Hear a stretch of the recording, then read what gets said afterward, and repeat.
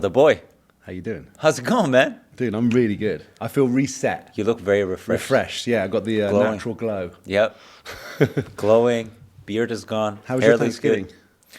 Thanksgiving? Thanksgiving was good. Was good with family, with friends.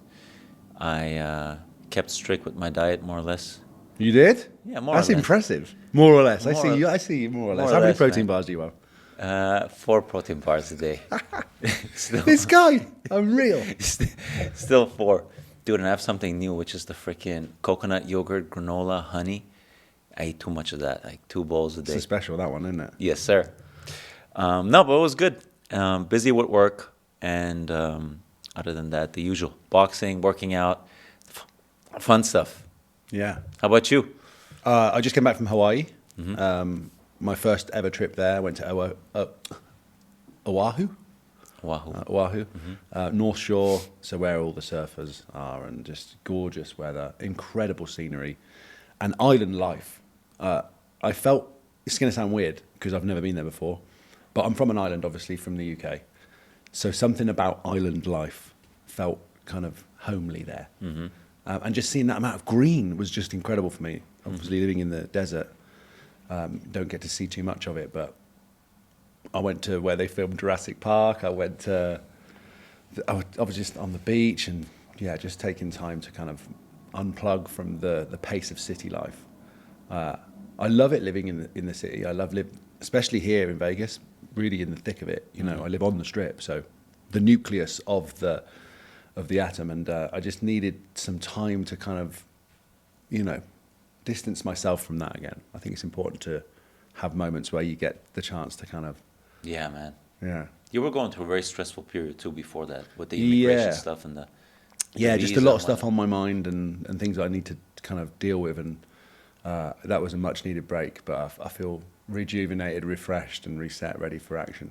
Sick, man. So let's get going, dude. How many people did you go with? There's about, well, I mean, I'd say 8 or 9, probably, including some of the kids of my friend's family. Got you. Because he's there with them, and then me and the 2 other friends from our sort of friend group. And yeah, and to be honest, even though I said I'm unplugging and resetting, it was an action-packed trip. We went on a crazy hike, a ridiculous steep hike. Like, I'm used to hikes that are kind of relatively level ground, but this was like climbing up this kind of, For how long? like 2.5 hours up. That's not too and bad. yeah, 2:45 by the time we got back down. So yeah, that was awesome. And then yeah, just spending time by the beach and getting some good sunshine and good quality time with friends. It's nice to actually spend time with people when you're not, in work mode. Like, I didn't open my laptop for a week. That alone felt incredible. Yeah.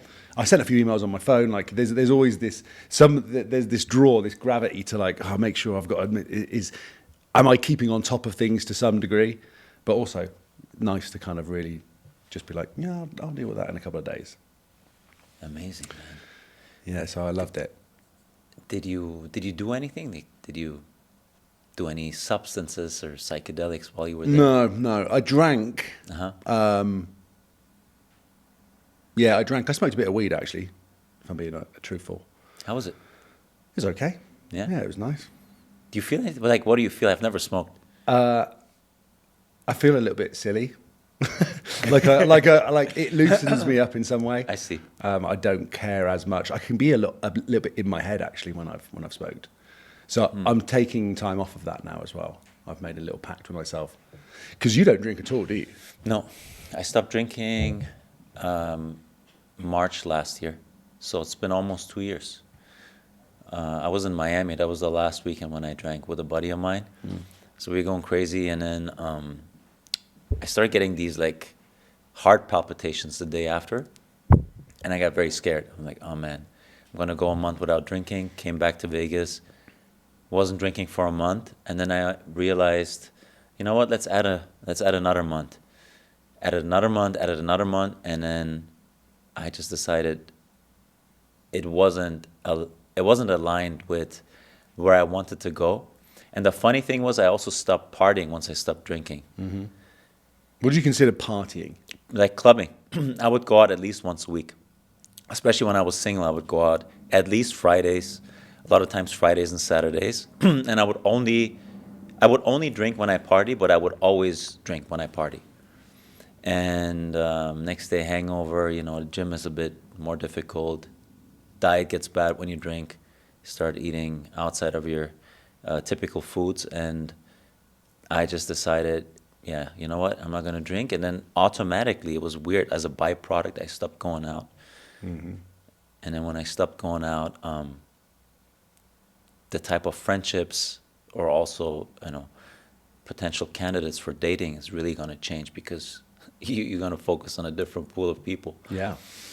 And so yeah, funny enough, it started again from a health scare. Like it seems almost like a lot of things that I've been changing in my life, they started from a health scare, and they somewhat put me on a different trajectory, which aligns more with where I wanted to go anyways.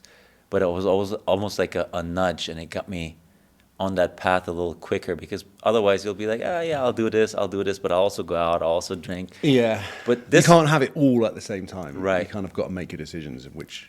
Yeah, and I'm sure for a lot of people that might be okay going out and drinking, and they don't feel the same stuff. But for me, I just feel better without it. I just feel better, and it's almost like when you drink, you trying to bring your consciousness, the level of consciousness, down to match everyone in that state. When you go clubbing, the conversations are not necessarily very profound. You just go there to have fun. And in order to match that energy, it's a crazy energy, but it's also a dumbed down energy. So you drink to go down to that level. And that's like the complete opposite of the stuff that I typically am interested in doing, which is, my spiritual evolution development, and actually being able to think about things and being conscious and aware of things. And yeah, it was just not worth it for me. Those 4 or 5 hours of extra dopamine were not worth the crash the day after. Yeah. So far, I don't regret it. No, and obviously, if people are to look at your physical appearance, it definitely has had a massive benefit As well. for physical fitness, but also, like you were saying, mental clarity. If you go 21 days, which is what they say is how long it takes to form a new habit, for the neural connections to change somewhat, you will notice some serious differences in your mental clarity, your level of energy, and I would also argue your outgoingness, your level of desire to be social.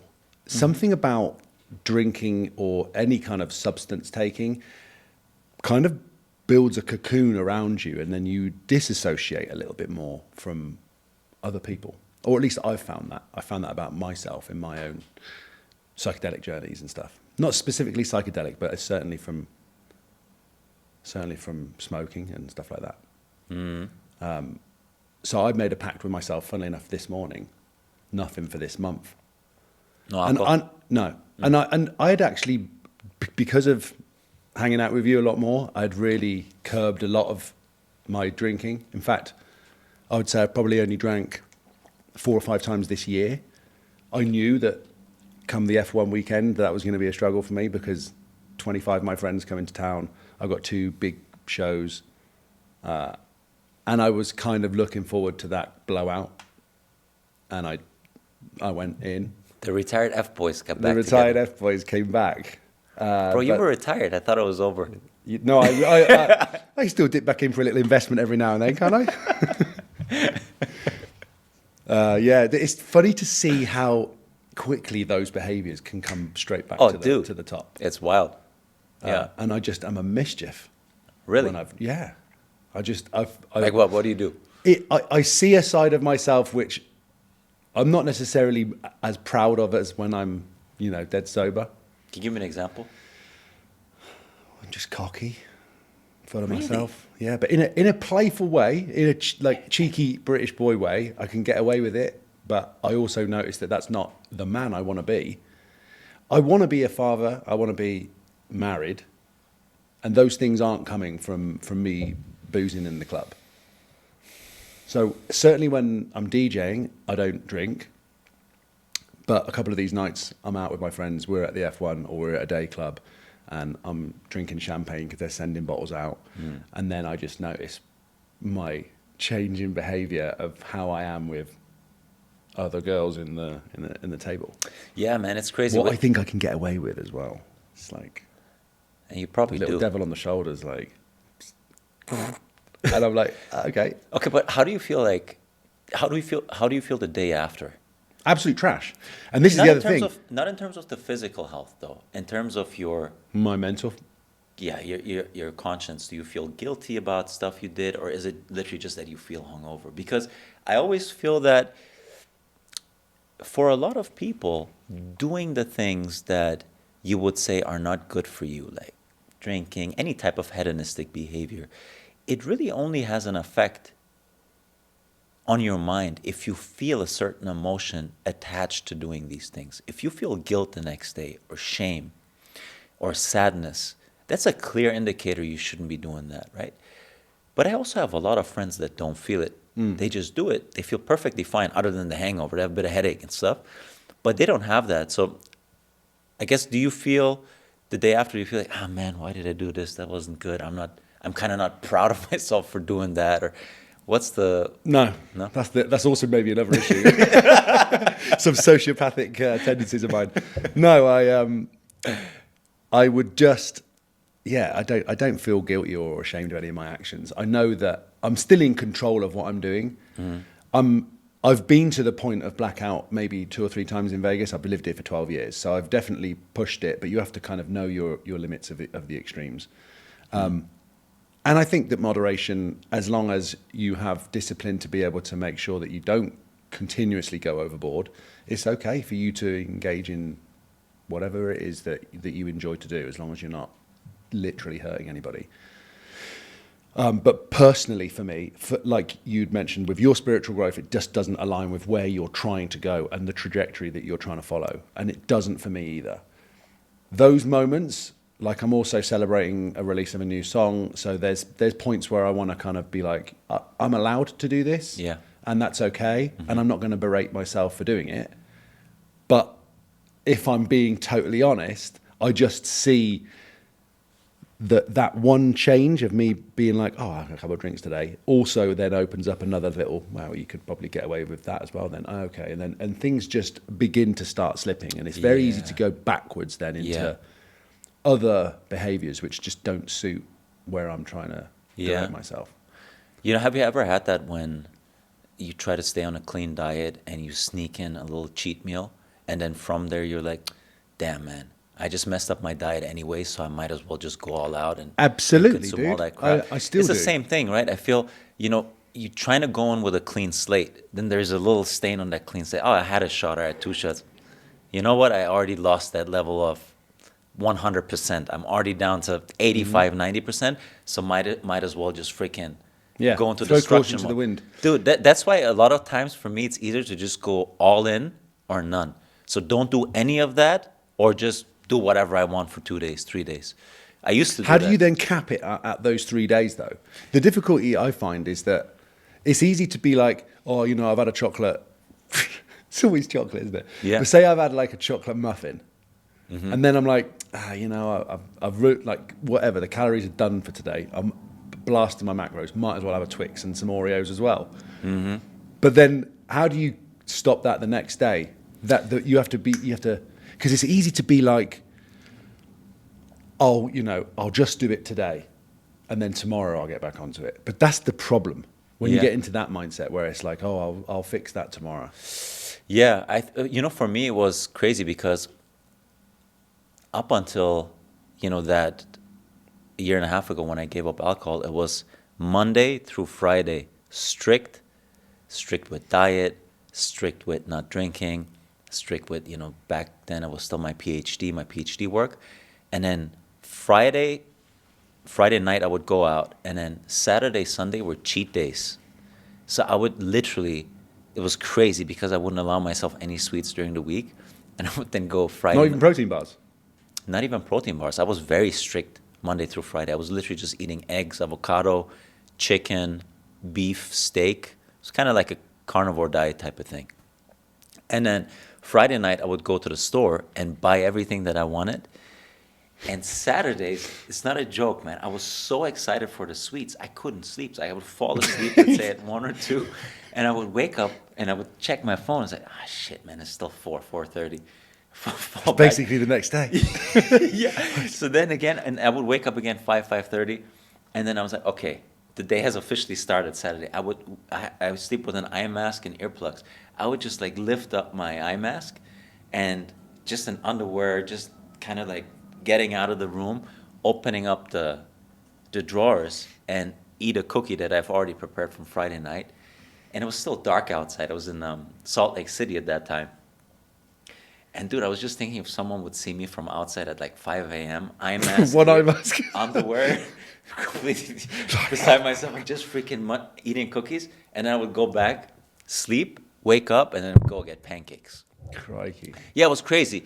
And then I would just cap it Sunday night. I would go all out Sunday night. I was already full from all the sweets, but Sunday night I would always like sneak in another bowl of cereals because I knew I'm not going to have it for 5 Yeah, days. you're about to go back to regiment. Yeah, and so my regiment was, I had a very clear structure with that destruction. The destruction was just 2 days, and after which it was like clockwork. I would just go back. And for me, it was easy because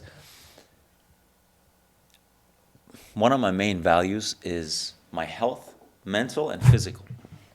And part of that is being able to go to the gym and being in good shape. Now, especially also because I make money with that through modeling jobs, it's something that I'm not going to just throw it away. So for me, it was always something that was absolutely worth not eating like crap all the time. So come Monday, I knew I could tolerate 2 days of bad eating without losing my physique. Mm-hmm.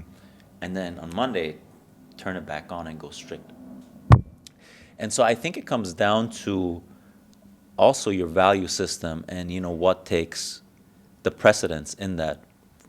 I think you can easily fall into purely hedonistic lifestyles if you don't have anything that trumps that value. Yeah. If you don't have anything more profound, whether it's a career, whether it's, some type of purpose that is bigger than that allows you to switch gears and go back into health, it's very easy to just continue that. So I think, for you as well, when you say you realize that it's not aligning with where you want to go, it's because you found your bigger purpose, or you have your bigger goals, whether it's your music, whether it's your company, whether it's your physical health. So you have all those things that add purpose above and beyond those dopamine spikes that cheat meals give you or that alcohol give you. That's just borrowed joy, right? Mm-hmm. But you're emptying out a tank, and you're going to pay the price for that. Because typically you need to work to achieve any type of dopamine release in your body. You have to have a goal which you aim towards, and when you're on the process towards that goal, within each step, you're going to feel like you accomplished something going towards that. Whereas when you drink alcohol or you eat something very sweet, you're just borrowing a short-term dopamine spike, but then comes the crash. Yeah. And so I think that's why the purpose is so important, because the purpose allows you to have a goal that it's bigger than where you currently are. You're working towards that.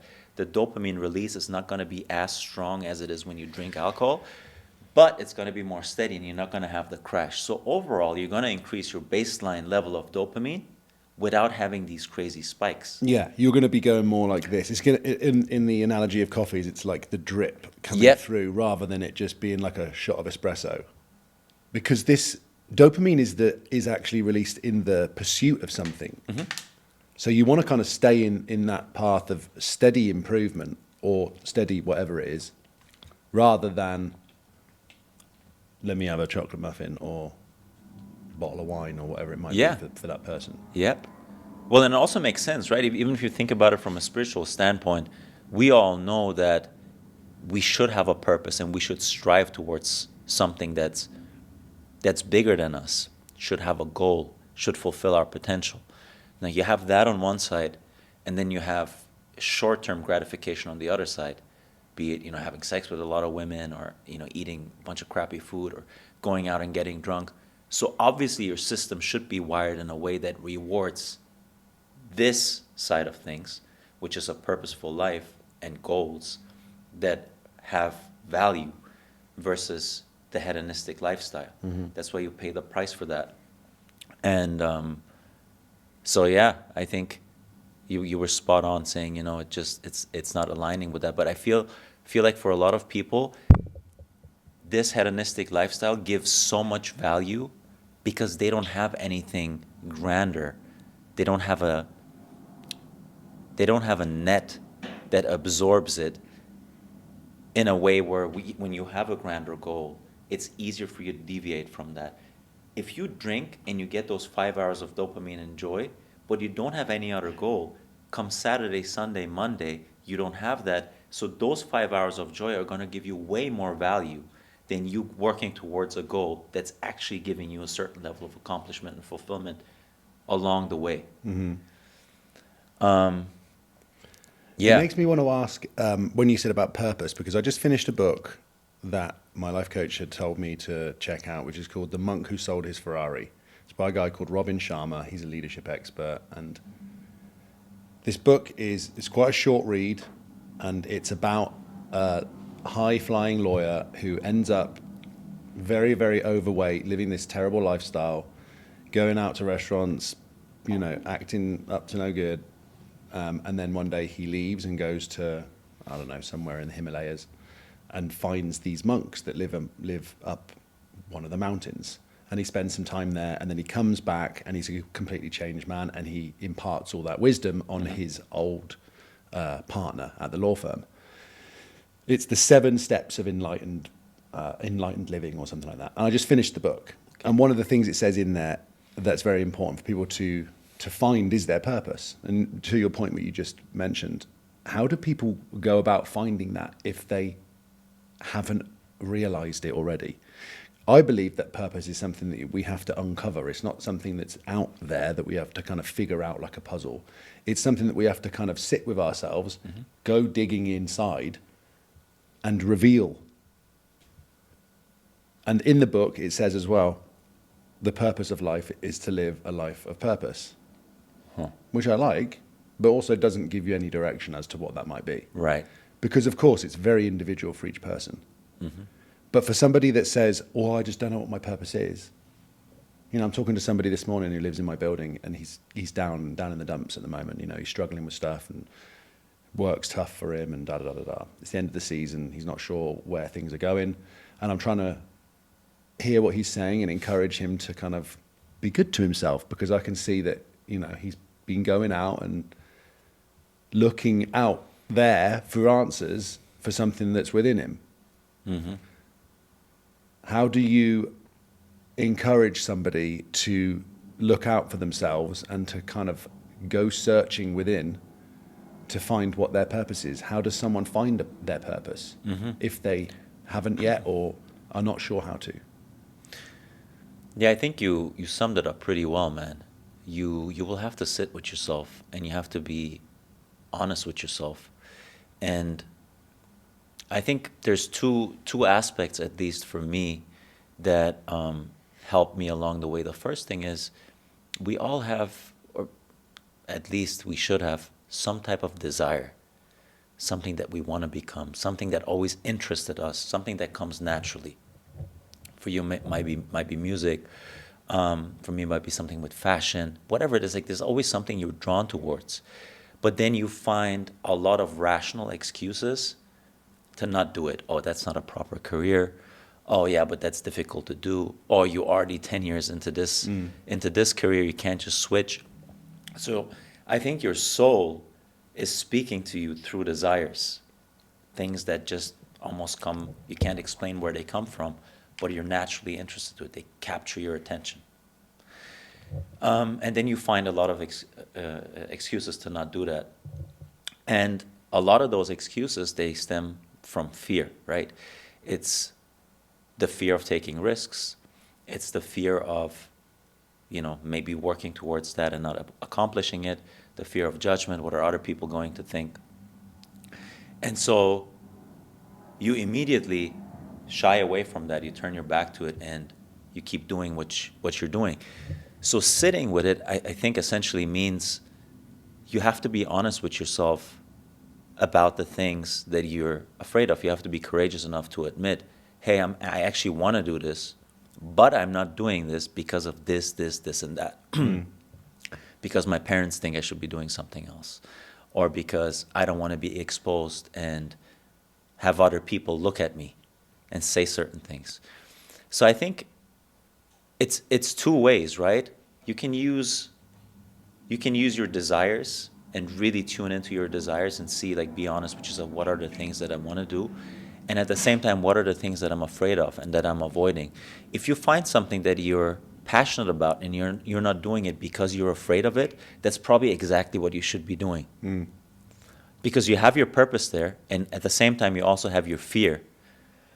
And so it's a very clear indicator for me to move in that direction. And that's something we spoke about it last time. This is a face your fears thing, isn't it? Yeah. Face your fears, yeah. Face your fears. And so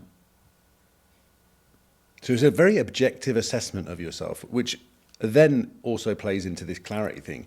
In order to get to a point where you can be objective with yourself, with your own assessment of where you are and what is important to you, you have to have a clear head.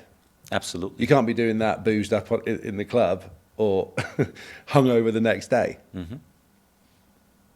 Yeah, I mean, if you look at any religious text, it seems like speaking the truth is the most courageous thing to do.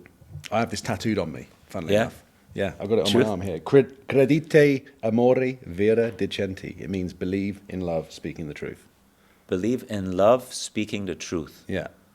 Yes. And I think a lot of people might think about this, I should be honest with you and speak the truth when I speak to you. But I think even beyond that, it means speaking the truth to yourself and being honest with yourself.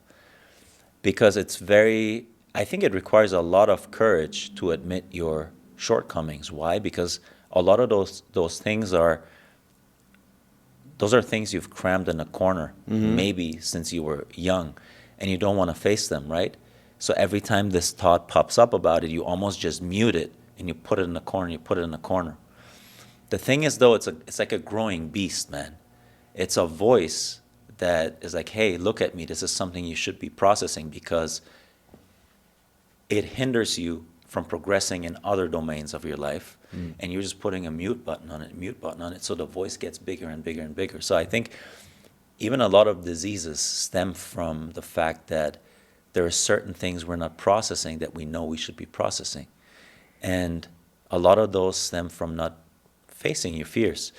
And, being truthful with yourself, I think that's one of the things people are most afraid of. Even if you think about a relationship you're not happy in, a lot of people feel they should get out of that relationship, right? So that's their heart speaking. Yeah. And then you have your rational mind justifying why you shouldn't. Oh, am I going to find a new partner? Maybe I'm financially dependent on the person, especially, a lot of women are towards men. Maybe you have a kid. It's going to be even more difficult to separate. Are people going to accept me? What is society going to say? Are they going to judge me? And those are all valid reasons. So that's your rational mind rationalizing why you shouldn't be doing that your heart is telling you to do. But your intuition is telling you should be separating, right? But you're afraid of doing it. And so you're not doing it, you're staying in there. The problem is going to cost you your soul. That's why a lot of the times later on, people get sick, is because if you're not doing something that you should be doing because you're afraid of it, you're going to lose a certain level of self-respect.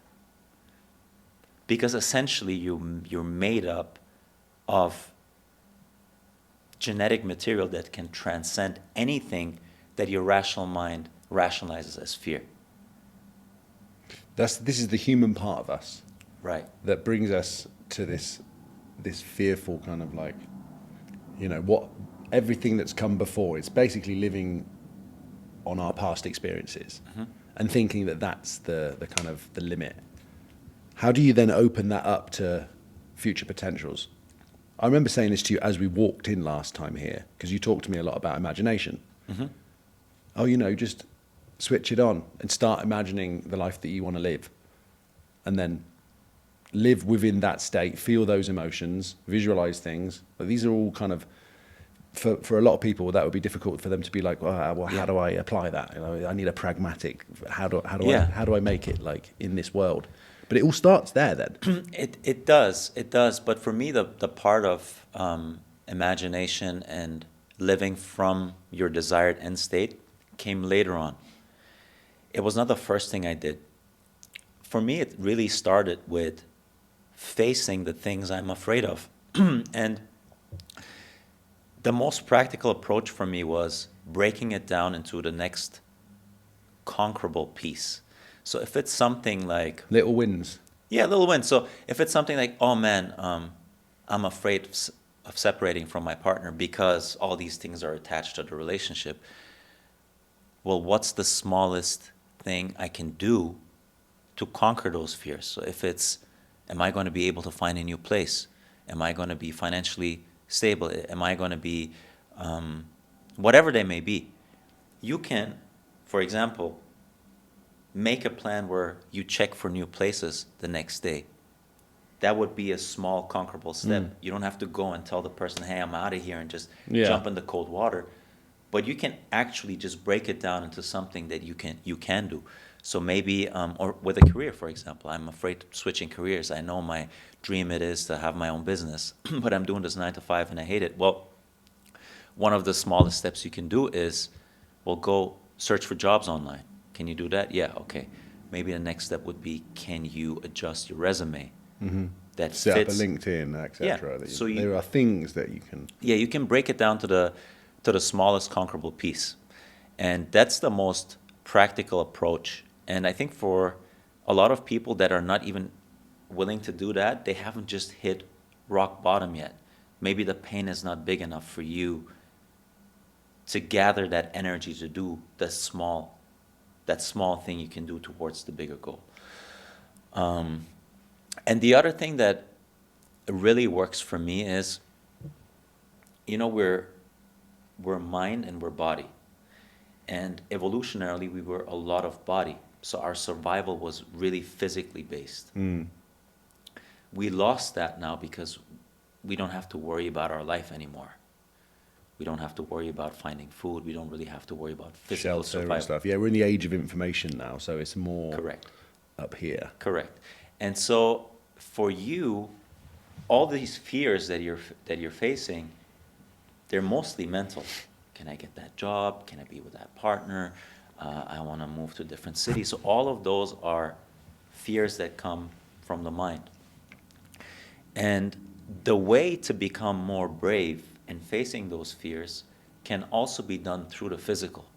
So you can do stuff that is physically very difficult to the point of exhaustion, and you can sort of like emulate your animal self when it comes to that. You can practice survival through the physical, and that's relative. By doing a hard thing and then physically. upping the challenge of it, Yep. which you believe is just within the range, or maybe even slightly above the range of your ability to achieve it. But then when you do, you prove to yourself, with a bit of willpower, Exactly. with a bit of discipline, I could achieve that. Oh, so then that opens up another.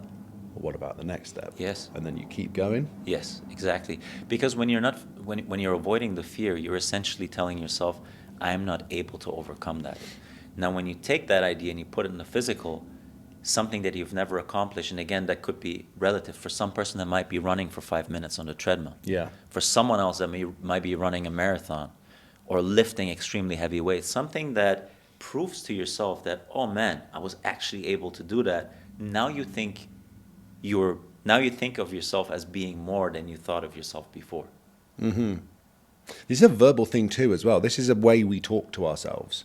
Rick Rubin says something like, don't say I can't do that. Say I haven't done that yet. And just that small reframe is signaling or telling our subconscious that it's not a limit. It's not a hard no. Yeah. It's just that you haven't engaged in it. You haven't applied yourself to that thing yet, whatever it might be. I think that's absolutely true. because anything is possible. I mean, people have landed on the moon. At some point, that was something that people thought that they couldn't do. I mean, we're flying in tin cans across the sky. Mm-hmm. We are. And that's 100 years ago. That wasn't possible. So it's a case of reframing things and talking to ourselves in a different way. And to the point of willpower and discipline, one of the things in this book as well was taking a day and not speaking unless spoken to. I think I'd find that difficult. I probably say about 200 words a minute. So I'm going to challenge myself to this because this is a way to prove to myself that I have the discipline to not mix my words, not mince my words. Yes.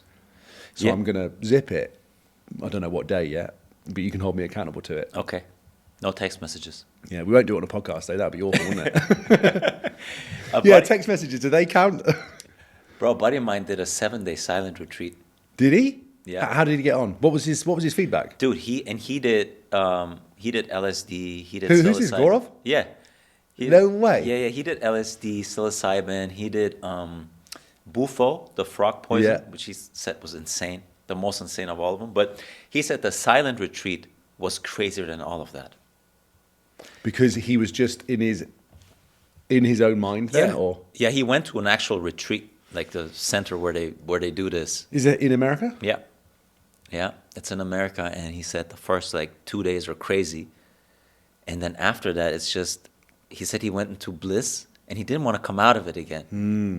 He didn't want to talk. It was almost like he was in trance. Wow. And so I think we're so far detached from that, dude. It's like, forget about talking and texting. Social media. You know how many words and images are flying to you all the time? So I think that's why it's so important to, practice some level of something that grounds you per day. Meditation, prayer, not talking for a day, whatever it is you might want to do, man. But yeah, it's difficult enough to not talk in this context. I know. Even to the point, because we're recording a podcast, and I wanna butt in every now and then when you're saying stuff, but to even sort of stay stum until you finished your thought almost is tough. That's a challenge. Yeah. It really is. So 7-day silent retreat. Yeah, man. I don't know if I'm going to be able to do that. Are you going to do that? No. No? Mm-mm. Not interested in that. What about these darkness retreats? Have you heard of those? The what? Darkness retreats. You sit in the That's dark? like another level of silent. I mean... So you're in the dark and you don't talk? Yeah, pitch black. Damn. They just pass a little plate of food underneath the door, I suppose, at certain points of the day, and you go over and I don't even know how you're supposed to find where the plate is. Or how do you even... I mean, you know where your mouth is, but... Yeah. That's wild, man. No. But apparently in the dark, you start getting visions. Like your brain will then create things. Mm-hmm. How bizarre is that? You wouldn't know what was real and what was dream, and whether you're... I've heard people saying they didn't know whether they were asleep or not, and whether it was a dream that they were having or a daydream. Damn. Because you can't tell, because your eyes are wide open, but everything is pitch black. Yeah. How weird. But maybe that's a way to kind of be, I don't know, directly connected back to some source or something, again, something within us that is so utterly primal that you get some realization from that. I'm sure you do, man. I mean, even if you meditate, I always meditate with my eye mask on. If you do it long enough, dude, you're going to get visions and you're going to get some crazy thoughts and some crazy imaginary experiences. And what do you see in your visions when you meditate? I typically meditate with... Silence? I have earplugs in. I have the eye mask on. And typically I put myself in a state that already aligns with my goals fulfilled. So whether that is a certain place where I want to live in, a certain house, let's say at the beach, I put myself in that space with my eyes closed. But I actually feel it. It's not, I don't look at myself as on a movie screen. I'm their point of view, driver's seat. Mm-hmm. You know, there is the beach in front of me. There is the chair. This is, I don't know, the sofa I'm sitting on. And so I feel it. And then, If you do that long enough and you focus on that scene long enough, when you actually come out of it, it's almost like, oh, where am I? Almost like you woke up from a dream, but it's a lucid dream because you can control it. And it's actually a technique where you can reprogram your subconscious mind if you keep those slides in front of you over and over. If you keep doing that over and over and over again, sometimes I'm like, dude, did this actually happen, or was it something that I imagined? So that also tells you that your subconscious mind is not dependent on the physical world showing you certain things and changing for you to believe a certain thing. You can put that picture in your mind, frame it in there mentally, experience it mentally. If you do that often enough, your subconscious mind is going to accept that as truth. And whatever your subconscious mind accepts as truth, it's also going to bubble up in terms of thoughts that align with your subconscious mind. So a lot of times, if you do this long enough, the thoughts that are going to spring up in your mind are going to have to do with this thing that you imagine in your mind. So it's essentially you're controlling the dream. You're aligning it with where you want to go. And by doing so, you can recreate your belief system. And your belief system is going to dictate what you think. And what you think is going to dictate how you feel. Like a certain thought can evoke fear, can evoke joy, can evoke whatever emotion that is. And then that's obviously going to dictate how you feel throughout the day and also how you're going to perceive the world. Also, how you interact with it and Absolutely. other people. Yeah, absolutely. It does. And I imagine, so the thing that comes to my mind here, first of all, is one, you have to be ultra detailed with what you're seeing. The smell, the feel of the couch, the sun coming through on your skin, the warmth of that. Try and imagine all of the specific details, as many as possible, to really color that vision as much as possible, to make it as real as possible. You may not be able to do that in your first attempt, but the idea is to go back to the same place each time and then just fill in more of the details until it feels totally real to you, almost indistinguishable. Yeah.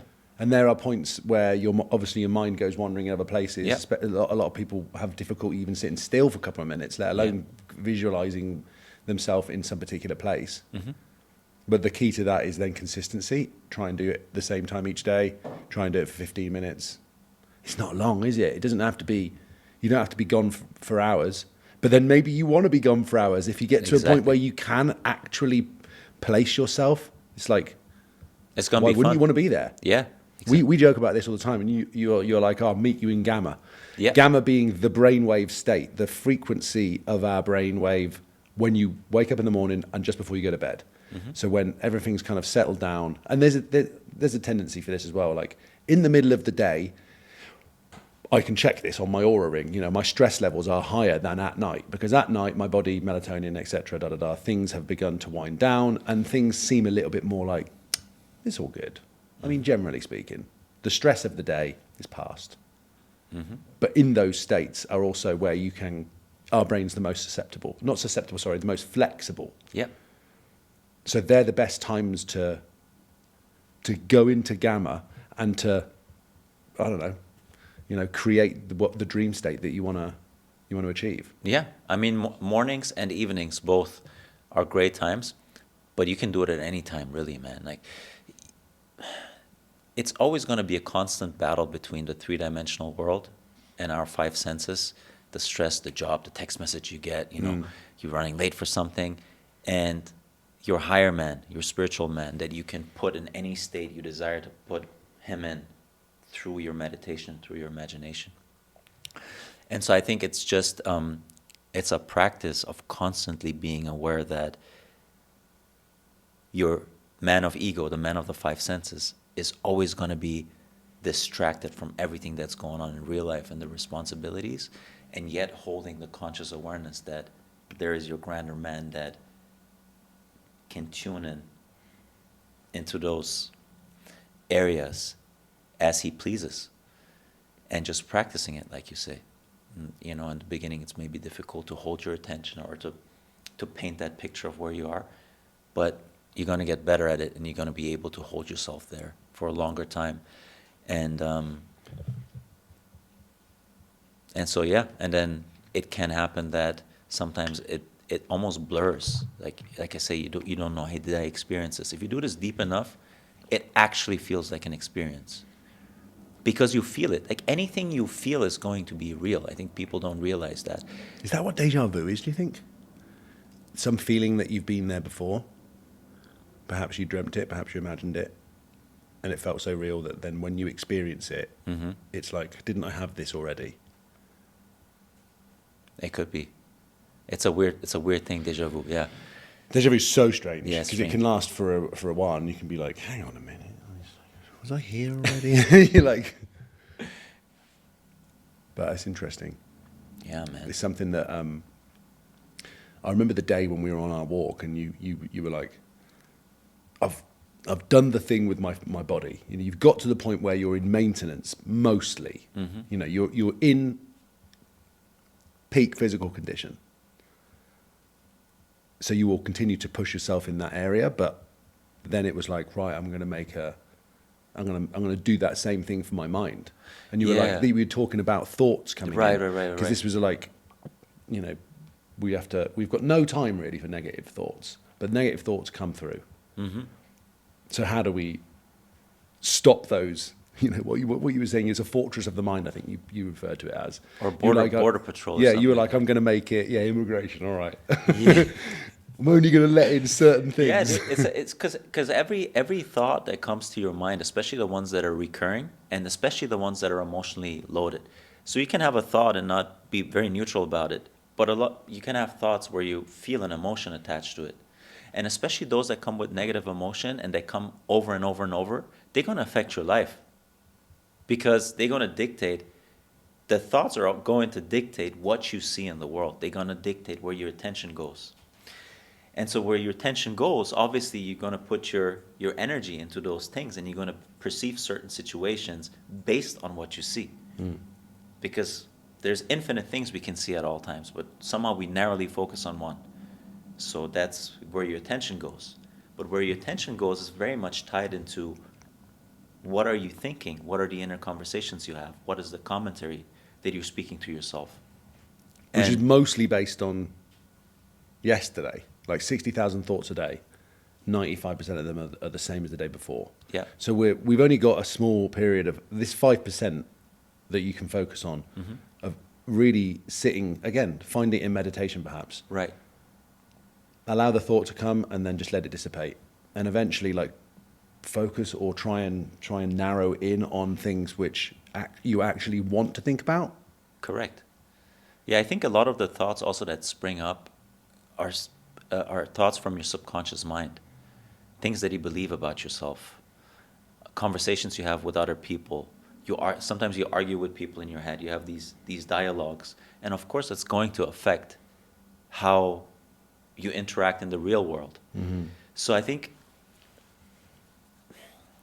you see, the thing is, we think that whatever happens in this world, it affects us and our thoughts and our emotions and how we are. Where in reality, it's a feedback loop. So whatever you think, whatever you feel inside of you, whatever you believe about yourself, that's going to dictate what's going to manifest on the outer world, which then again is an experience that feeds back to your subconscious mind, right?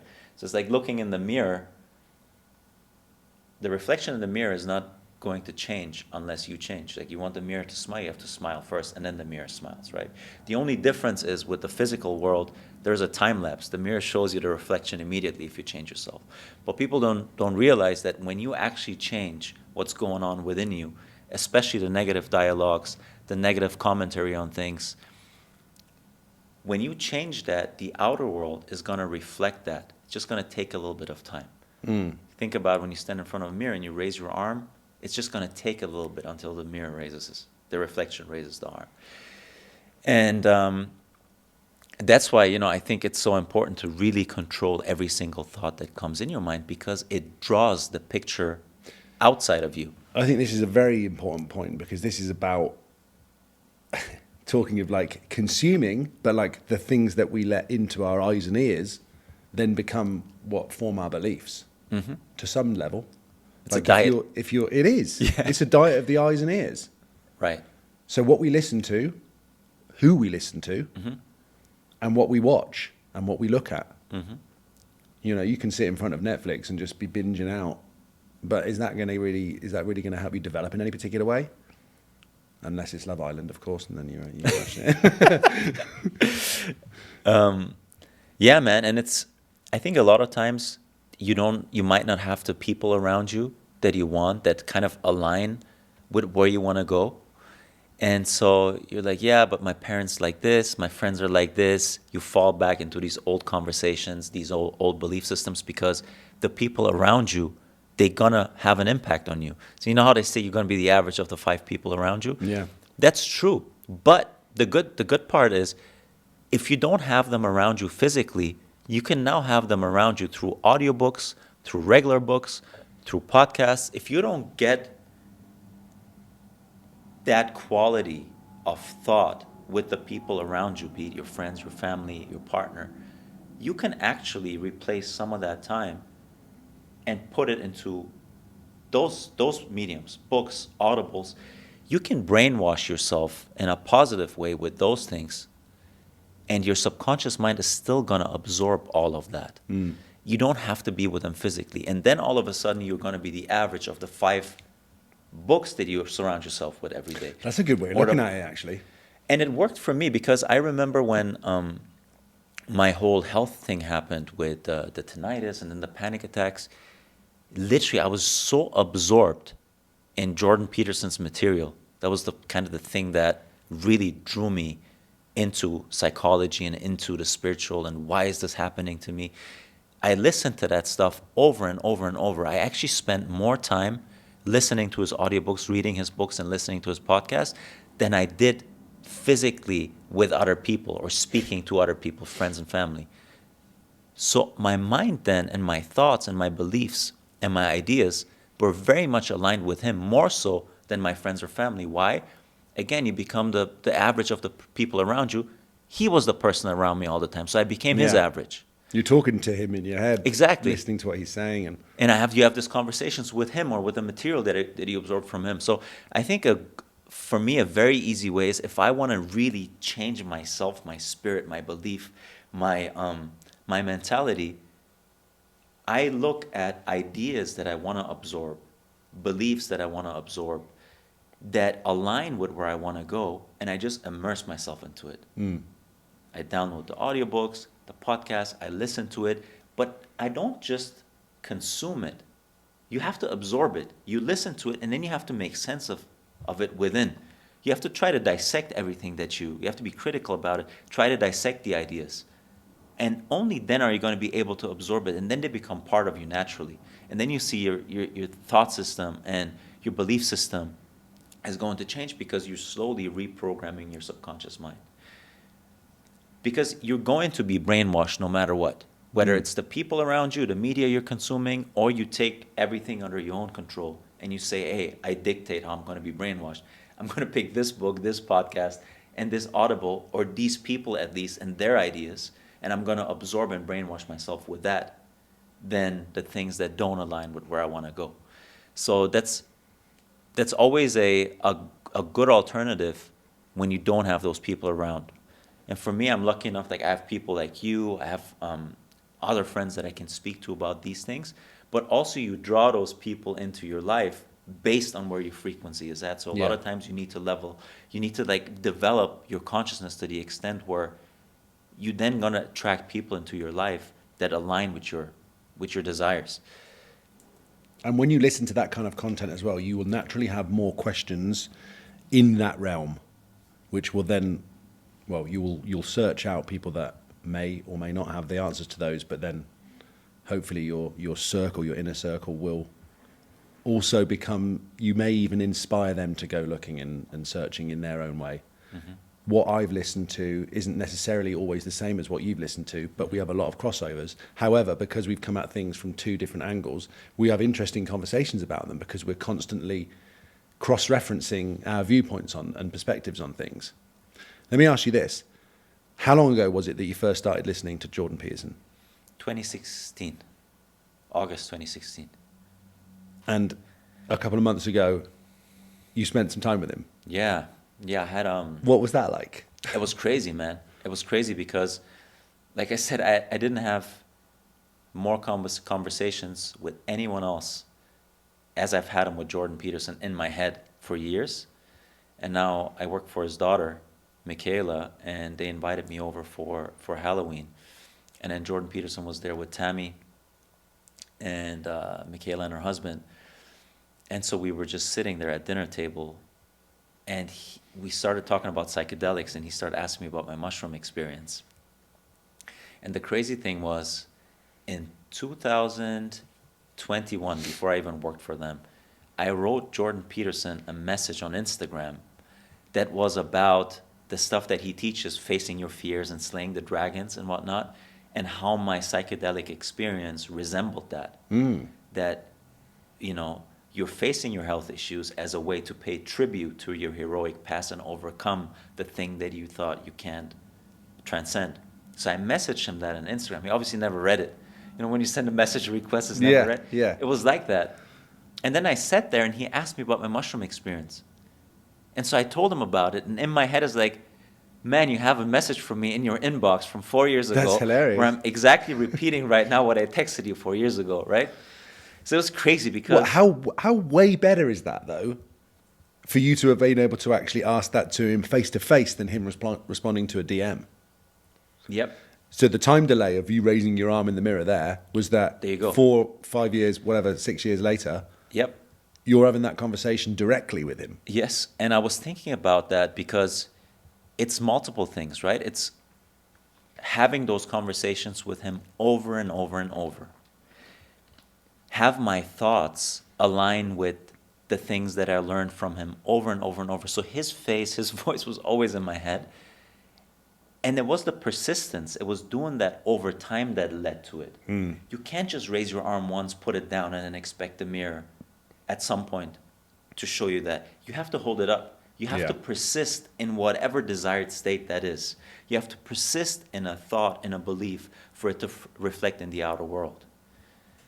And I was thinking about why that is, and I think it's almost like God's gift, because God didn't want you to materialize every thought that instantly enters your head. Because a lot of times you have bad thoughts or fearful thoughts. Imagine the mirror would reflect it immediately. And imagine the chaos around you when everyone's thought is going to materialize at all times. So I think God wanted to make sure that it's something that you actually want. So he gives you the time to persist in that state before he reflects it and materializes that in the physical world. And so, so I was sitting there with him and I was talking to him, and it felt to me like a revelation, because it was exactly that. It went from the immaterial, the thought, the conversations within, to the manifestation of it in the physical world. Like I sit there across and speak to him. It was wild, man. And so that's why for me, once you have a couple of these experiences, it doesn't have to be crazy experience, but things, I mean, just look at your life right now, man. What you're seeing right now is a proof of the thoughts of your past. Most of the stuff around you is just the frozen version of what you held within before. So And to your point, what I persisted with. You persisted with. And so rather than thinking, oh man, what I'm having right now around me, it's not what I want, and this is all shitty, and this is all this, think about what you're actually thinking right now is going to be what's going to be reflected. What you're thinking today is going to be what's reflected later on around you. So what you're seeing around you, what you don't like, it's just thoughts of the past. So in order to fix that around you, you need to fix what's going on within you right now, because that's going to be transformed into physical reality at some point. I noticed certain things when I was away on this trip about myself. Again, once you unplug from the noise and the stimulation of what's going on around you, specifically like city life or even just day-to-day busy life, this is what's great about, you know, any public holiday, like a Thanksgiving type time, where Christmas is similar to that kind of thing, where you have a moment to kind of step back from doing things all the time and feeling like you have to be on a schedule and routine. And I'm very much that way. I operate at my best when I'm structured that way. But it's super important for me to have those moments where I'm not doing that. in order to make sure that everything that I'm doing is the right way, and I'm not lost in the thick of the weeds. And I had thoughts like that when I was away, that there's certain things which, again, this kind of self-assessment thing, which is difficult to do when you're in the throes of the busy life, because there's always another text or an email coming through. Yeah. There's always a phone call or something that you need to deal with, or something that is pressing. And it's, again, like, it's just the word mirror comes to mind because this was a word for me during my psychedelic experience with ayahuasca. Mm-hmm. I was saying the word mirror to people that are in my family because I realized finally that anything that I'd pointed outwards at was I needed to turn that round. Mm-hmm. It was all coming from me. Yeah. And that is now serves as like an anchor word for me to use, or at least whenever I hear it, or even if I think about how my inner reality is and how it's mirrored to my outer reality. The time delay thing, I think, is interesting that you touched on there, but just being removed from busyness to be able to be like, okay, where am I at? What am I happy with? What do I really need to change? For me, one of the main things I want to work on is my capacity to give selflessly. I know that I need to improve on that, and I was with people that are very selfless, and I'm just watching the way that they interact with people, and realizing that I can do better in that area. So that's something that I'm going to be actively working on I'm going to be working on it all the way through my life, but it's a focus for me at the moment to really do specific things that I don't get anything from it. Things in my life for a lot of my life, and this has been testament to some of my success, have been like, I scratch your back, you scratch mine type of thing. Like, I can provide this, and this is like, that's how you can progress with certain things. But also I realize that I'm at a point in my life now where I want to and need to just be more giving. Yeah. That's because now you come from God, you come from love more than before. Before that, you came from a place of scarcity. So I help you, you help me, because it's finite. Mm-hmm. But if you come from the infinite, when you come from the abundance, it doesn't really matter anymore. You're willing to just give. And ultimately, you're sending out a signature into the universe that you already have. I'm giving. So that tells the universe, I have, that's why I give. And whatever you have, you'll receive more of, right? You're gonna get that magnified. That's in the scriptures as well, isn't it? Yeah, it is. It is. So you become that before you receive that.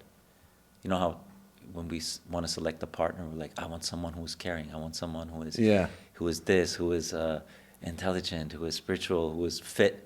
The question is, are you that? Because if you are that, you can attract that. But you can't attract that if you're not that. And if you attract that before you're that's probably not going to last. Yeah. So that's the same thing, like you giving. And that's a beautiful thing, man. It's like moving from a world of scarcity to a world where everything is available abundantly. Abundant, yeah. And I wrote this, and I've got a little orange field book. So I went to Burning Man last year. Yeah, not this year, last year. And the guy that I went with we got gifts for our camp. Mm-hmm. And he got these little orange field books, and we gave them out to everyone. It was like, here's an opportunity for you to write down or journal your experiences, like while you're there. And I have one of these in my little bag thing that you wear across your shoulder. So whenever I'm on a flight, especially because I'm at altitude, there's something about, it's almost meditative for me. There's some cathartic. I'm 30,000 feet up. I'm not driving, so I don't have to think about where I'm going. There's a calmness that's there. Yeah. So I write down what I'm thinking about, and on the way back from this trip, I wrote down abundance and purpose, and then I spieled out like 2 pages worth, and I wasn't thinking about what I was writing. It was just coming out, like what it is and how I need to. And again, the word abundance kept coming to me during my meditations there. So I'm sat on the beach, and I had my eyes closed, and it began to like sprinkle with rain. And I was just like, this is crazy, man. I'm sat on the beach in Hawaii. I'm feeling this like sprinkle coming on. I can hear the sea. And this word abundance kept coming to me. Because in that moment, I felt like there's nothing I would change. So, but I also like I have my knowledge that in a week I'm going to be back in Vegas, but I still have that. I still have abundance, and the feeling of the true feeling of abundance for me was like not to search for it, but to accept it, to know that I've already achieved that state. Right. It's always accessible to me. If I become it, if I let it in, let go of surrender of the Yep. the desire to kind of it has to come from somewhere else, Yeah. and instead embody that, and then go about my day abundantly doing whatever it is. Like even if it's just a smile to someone random on the street, or say you how you doing today. It could be the very minimal. It could be that to abundantly share good vibes with people. Absolutely, man. But in order for that to be the thing, I have to be that first. Right. Right. Otherwise, I'm chasing it, and like you said, I'm signaling then that I don't have it. So I would be moving from a place of lack instead of the opposite of that. Yeah, and I think what you said is perfect. It's not about developing that as a trait or as a skill, but just knowing that it already exists. And I think you will know that it already exists when you just act it out and you see how your life changes, right? So there's nothing really you're not creating something that wasn't there before. It's already there. You're just putting on that spacesuit. So what do you say to when someone says, well, I'm depressed, I'm sad, it's very hard for me to do that. I think to be able to do this more easily, you have to almost come from a place of peace. When you're at a place of peace, you're going to have that excess energy and capacity to expend on other people, to make that compliment, to give to people, to help people. But if you're so preoccupied that you're constantly like, damn man, I'm not happy, I'm not this, I'm not healthy, my life's going wrong, it's very hard for you to free up that capacity to expend on other people. Any advice? Like, how would you go about that? So things that have helped me have been honestly the most simple things. So, turn the telly off at night. Don't be on my phone for the first 30 minutes of the day. Get good sleep. Go to bed earlier. Don't drink coffee past 4 p.m. except unless you're doing a podcast. Yeah. But like seriously simple things. Meditating absolutely changed my life. Sitting with my thoughts. I would actually class myself as an overthinker 2 years ago. I don't now. I don't now because I've learnt to control the speed of thinking that I do. Peace comes from being able to sit with yourself, to be comfortable in silence, to be able to know the difference between feeling alone and serenity. Like we can be on our own and it be absolutely epic. Like if I go for a hike on my own, I can have a peace or a joy that is different to me playing football on a Tuesday with all the lads. I think it's important to find that quiet time yourself so that you can realize what peace is. Right. So it comes down to feeling positive emotions and feeling peace in order to create that excess capacity. And the way you do it is through those techniques that you just mentioned. Well, it's not dissimilar to you feeling a certain type of an emotion in a particular moment. So like when you go into meditation and then you feel, I'm sat in my future house and I feel elated or I feel happy. Otherwise, we're at the mercy of whatever mood we wake up in or whatever mood we decide we're in based on whatever's happening in our life at any given time. Yeah. We have to be the one that controls our mood, not the external environment. And the best way you get to control your mood is to control your thoughts. And then how do you control your thoughts? By controlling what you actually engage in. So even eating is such an important thing for me as well. Because if I'm eating crap processed foods or sugary whatever, I'm going to get these dips and these peaks and troughs. But if my diet's steady, Right. I can control how I feel with that. And I also feel better about myself. That leads into my mood being elevated, and then I have more to give. Right. So it's a two-way street. One thing is what do you proactively do to reprogram yourself and to kind of like have these thoughts bubble up that are more on the positive side versus the negative side, and you do this through constant imagination, meditation. You hammer that into your subconscious mind. And then on the other side, you have the physical world and the events that happen throughout the day. Your boss that texts you, your girlfriend Yeah. or boyfriend that calls you, and how you react to those situations. So it's Exactly. like it's a two-way thing. One is proactive, and one is reactive in a sense that you're conscious of your reaction. Yes. And You're the more gonna you take- do that, the better feeds you back. then respond to things that come up in your life, the more considered you are through those processes. It becomes less reactive and more listening to understand. You become less kind of knee-jerk reaction, and when things happen, you're able to be like considered with your actions and your response to that. Mm-hmm. But that's just a practice thing, isn't it? That's just a commitment to Yes. to elevating. Yes, but I also think with you, it's also believing in something that's grander than you helps to frame everything you just said. I think it's very difficult to do this when you don't have any belief in a grander version of yourself. I don't want to say a specific religion or God or whatever, because I don't want to define it that way. People can believe in that stuff in their own way.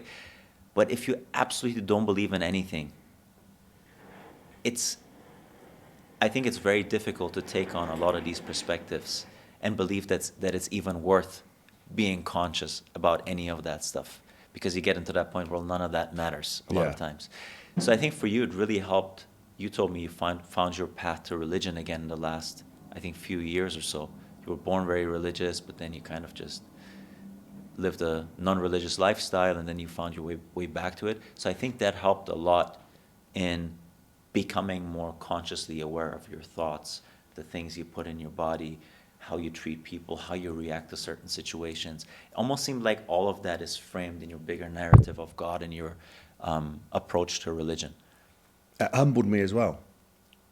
It humbled me because I went through, and this is it. You'll go through some.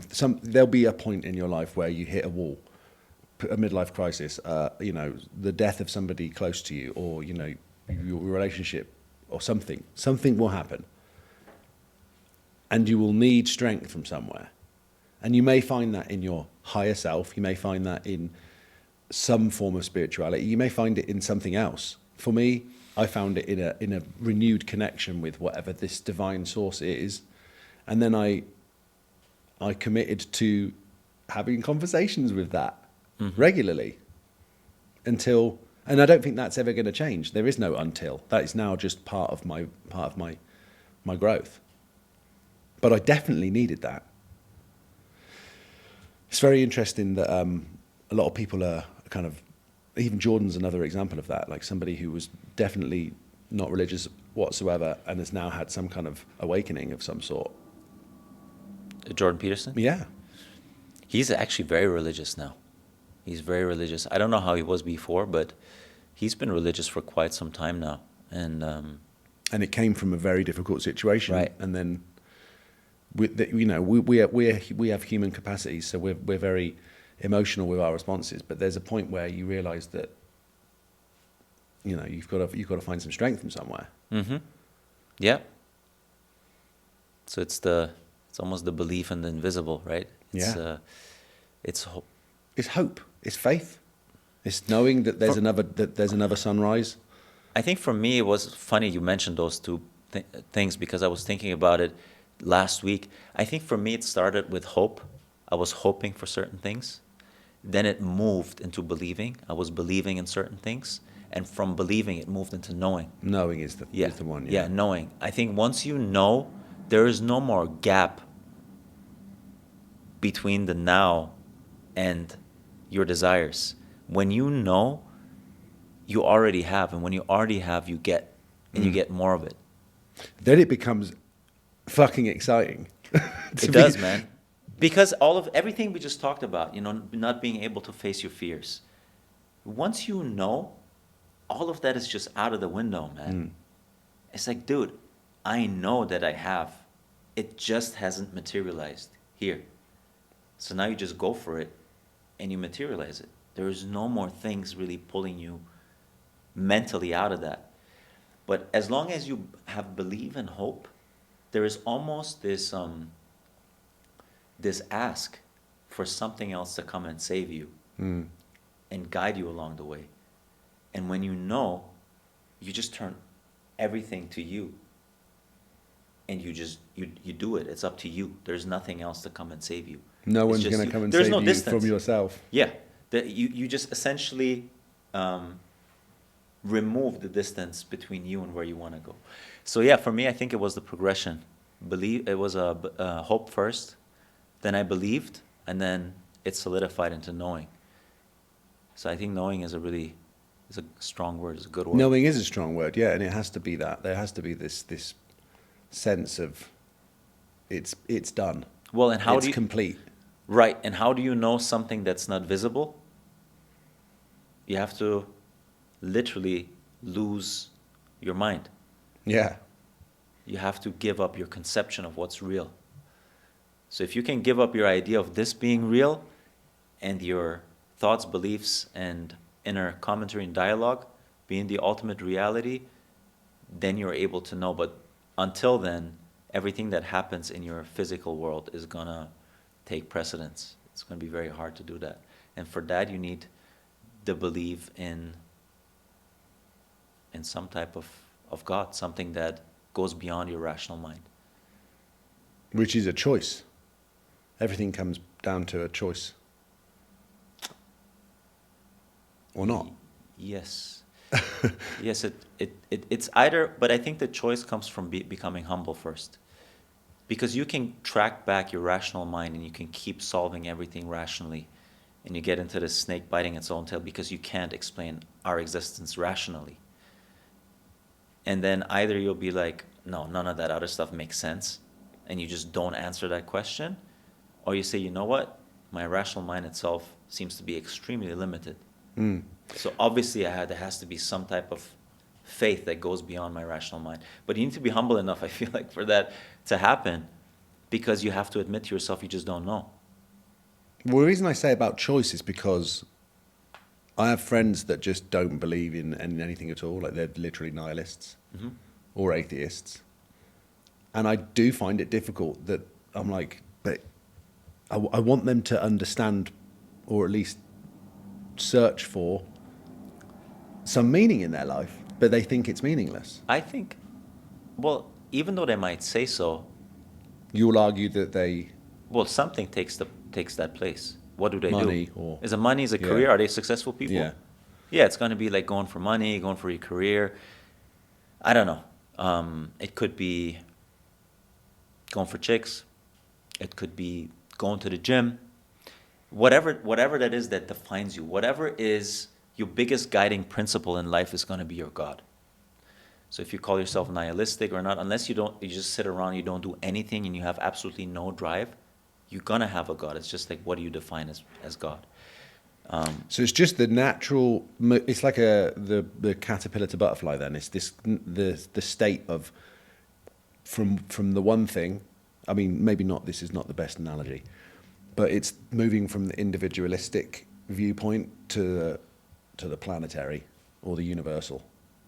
To take away your ego, that it's all about you, and to know that there is some greater thing. I don't think it's about taking that away. It's more about adding to it and framing your ego in a bigger thing, because your ego is always going to be there. You're the man of the five senses. You'll always see, touch, smell, hear. So that's going to be your life here is not going to go away. So it's but almost it's like making it's 1 sense degree of then. It's 1 degree different. Right. Rather than it being focused on you, it's focused on the all. Yes, or it's Something like being that. focused on you and the all. So it's about Oh. having the ego, but also being consciously aware of what that smaller man in this world does and On your contribution to the whole. Right, on your contribution to the whole, because we're surviving in a physical world, right? But at the same time, we want to be consciously aware of being not being the puppet, but being the puppeteer, right? Because yeah, life is going to happen to you, or you're gonna create it based on being consciously aware of your thoughts. So I think you will not be able to remove the ego, but you're going to be able to frame it and include it in a bigger picture. And then it doesn't become the thing that controls you, but you're going to be able to control it. It's like having a dog just goes around Having your wild, ego on a leash. or kind of having thing, it on yeah. a leash, man. That's really what it is. Yeah, they say, isn't there a phrase something about your mind being a great slave or something like that? Is it a great? I don't know. Am I making these up? Time for Whole Foods. Yeah, man. Oh, we smashed it. All right, bro. It's good to catch up with you. Great to catch up with you, brother. Meine Brüder. Mein Bruder. All right. Let's go. That was longer than. Yeah, but I had a little look. 121. Yeah.